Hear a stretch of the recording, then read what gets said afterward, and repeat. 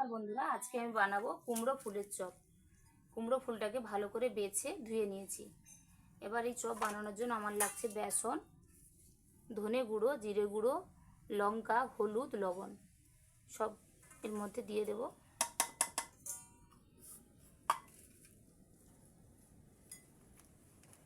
জল দিয়ে ভালো করে মাখিয়ে নেব।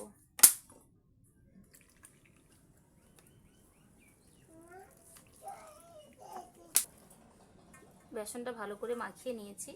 এবার কড়াই গরম হয়ে গেছে, আমি তেল দিয়ে দেব।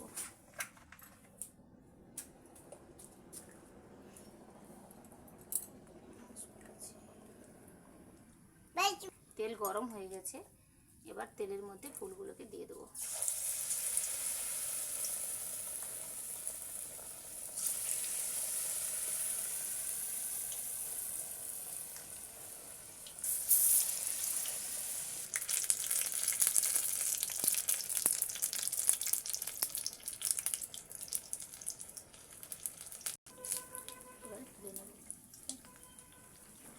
ভাজা হয়ে গেছে, এবার একটা একটা করে তুলে নেব।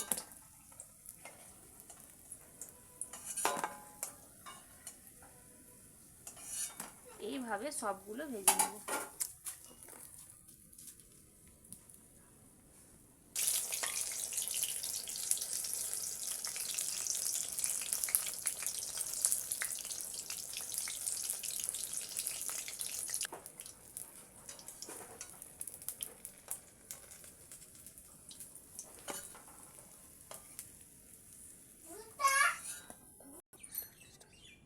বন্ধুরা, আমার কুমড়ো ফুলের চপ রেডি।